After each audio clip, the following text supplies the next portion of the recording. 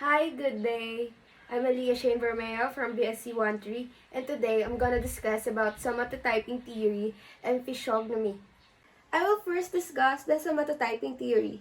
The objectives of this lesson is to rephrase the main concept of the somatotyping theory and identify the different body physique and its relation to crime causation. So, what is somatotyping theory?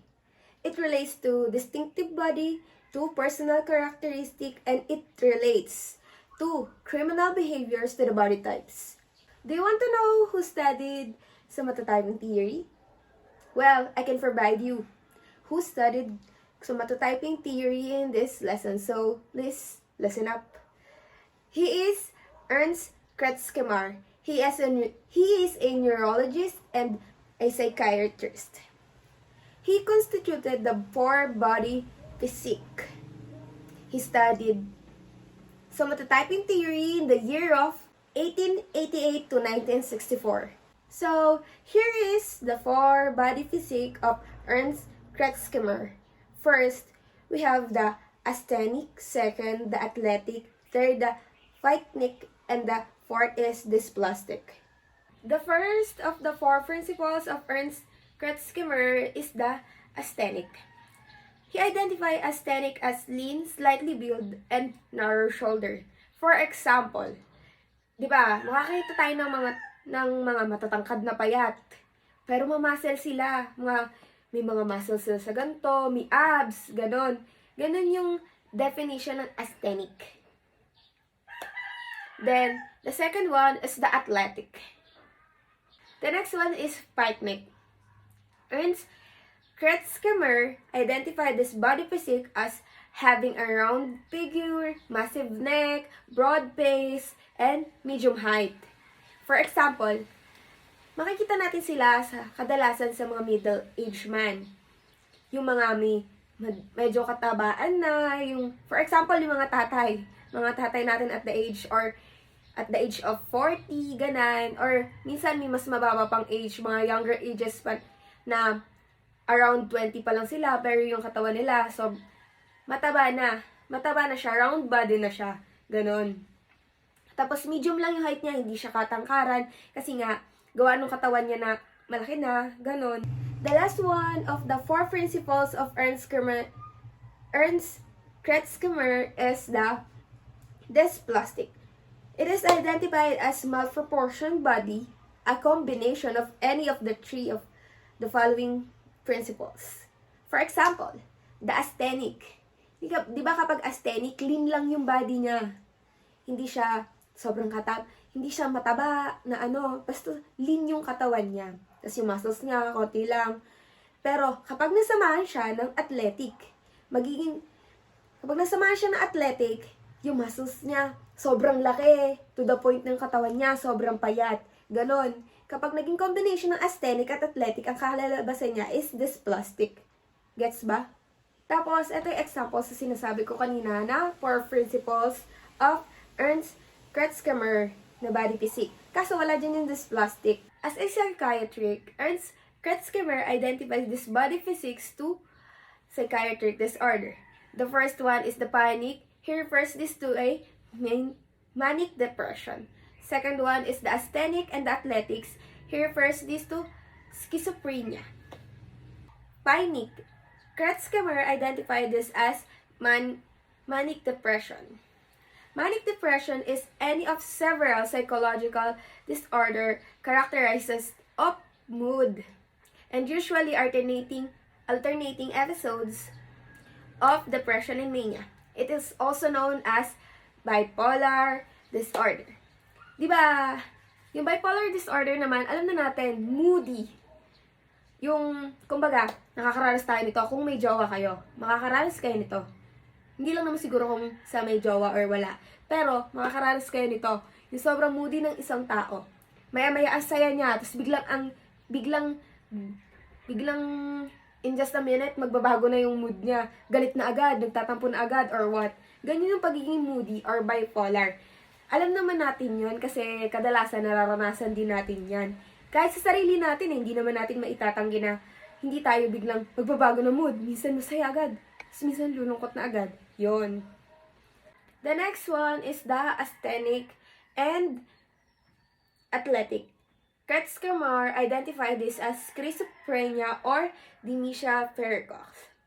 It is a mental disorder that characterized by disturbances in thoughts, such as delusions, perceptions, such as hallucination, and behavior, such as disorganized speech or catatonic behavior, by a loss of emotional responsiveness and extreme apathy, and by noticeable deterioration in the level of functioning in everyday life.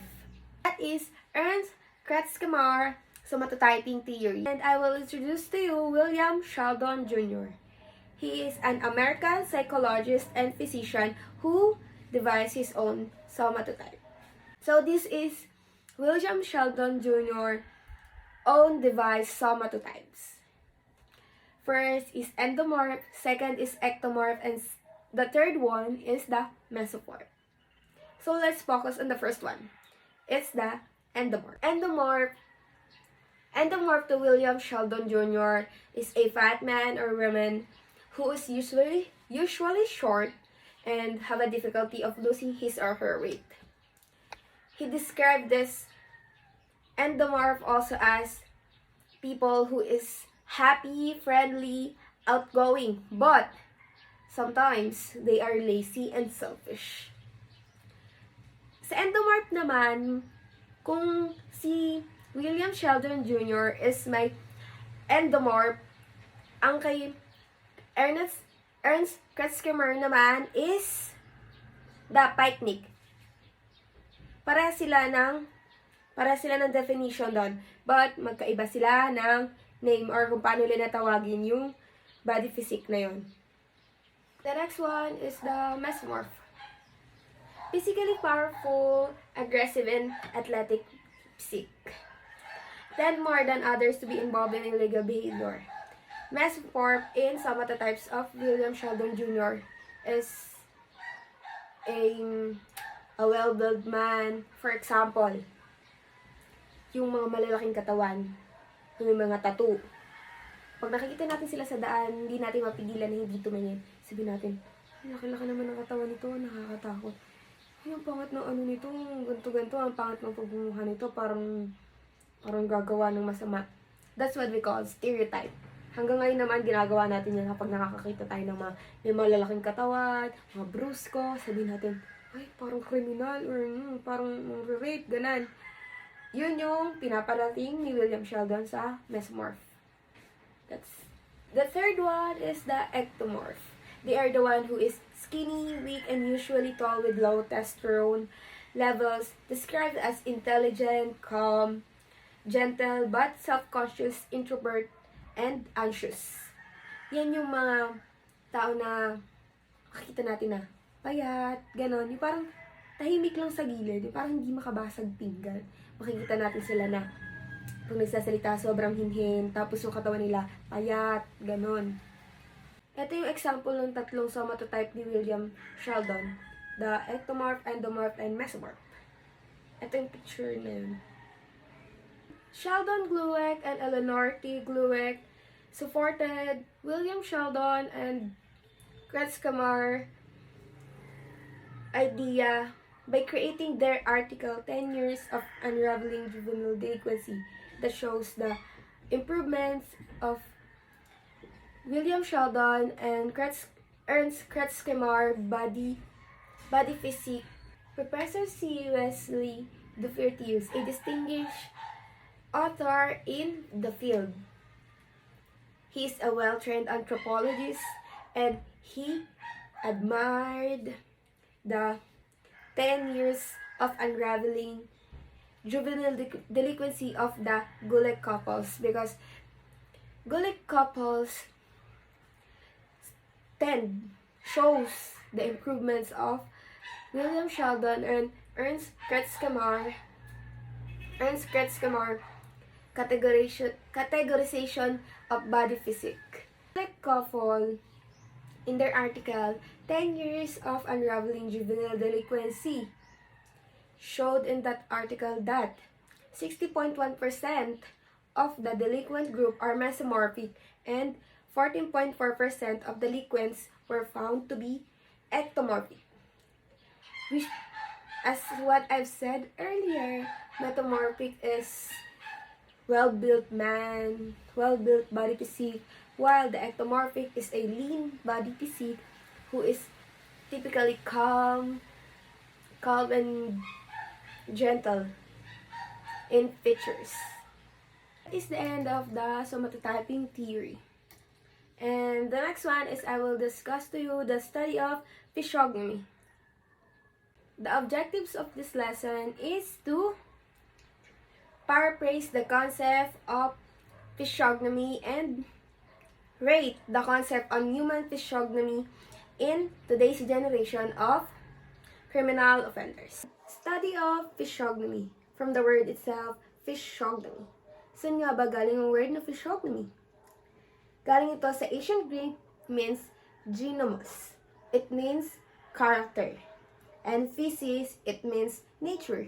May iba't iba tayong term or languages para ma-identify ang isang physiognomy. The next one is the Middle English. It is the physiognomy. They called it physiognomy. The next one is Anglo-French physiognomy. The fourth one is the late Latin is physiognomia. The fifth one is the Greek physiognomia. Proponents of physiognomy, or the history of physiognomy. Physiognomy has its roots in antiquity as early as 500 BC. Pythagoras was accepting or rejecting students based on how gifted they look. So noon, pag sinabi natin physiognomy, lahat nakabase sa mukha. Kapag hindi ka kagwapuhan, hindi ka kagandahan, rejected ka, parang Pythagoras. Pero kapag maganda ang iyong pagmumukha, accepted ka as a student. I'll introduce to you Aristotle. He is the earliest known systematic treatise on physiognomy. Physiognomy is attributed to him. He devoted 6 chapters to the consideration of method of the study. This is the methods of the study of Aristotle. First one is the general signs of character. Second is the particular appearances. Third is the characteristics of disposition. Fourth is the strength and weaknesses. And third is the genius and stupidity. And so on. It is not only six chapters, but they are a lot of chapters that Aristotle made or devoted himself on the study of physiognomy. According to Aristotle, large-headed people are mean. Small faces were steadfast. Broad faces reflect stupidity, and round faces signaled courage. Introduce to you Guillaume Battista de la Porta, aka Giovanni Battista de la Porta. He is a physician and a natural philosopher. He founded the school of physiognomy. According to Porta, a thief had a large lip and a sharp vision. Porta's description of criminal is his widely disseminated book on the subject Humana Physiognomia was instrumental in spreading physiognomy throughout Europe. Illustration in the book depict human and animals' heads side by side, implying that people who look like particular animals have those creatures' traits. I will provide you some examples or pictures about what De La Porta's description of criminal is, like this. Centuries later, Johann Caspar Lavater, a Swiss writer and a pastor, was able to revive the work of De La Porta. Johann Caspar's Lavater criminal description. He published his essays on physiognomy. He did not focus on criminal, but his analysis of facial features, associated aspects of appearance with crime, and other forms of negative behavior. One of the first scholars to attempt to apply science to understanding of the deviant behavior. Today's scholars are still studying the science of faces and how different traits features still affects us. It's so well established that faces with rounded contours are attractive because they signal childlikeness and evoke parental instinct. Baby face ko no. People as less as likely to commit premeditated crimes, and if you've got an angular faces, you're probably a criminal. That's the end of the study of physiognomy. I hope you learned a lot about my discussion, and I hope I clearly discussed it to you. Thank you po, Ma'am Alexis Alcantara. Again, I'm Alliah Borromeo from BSc 13.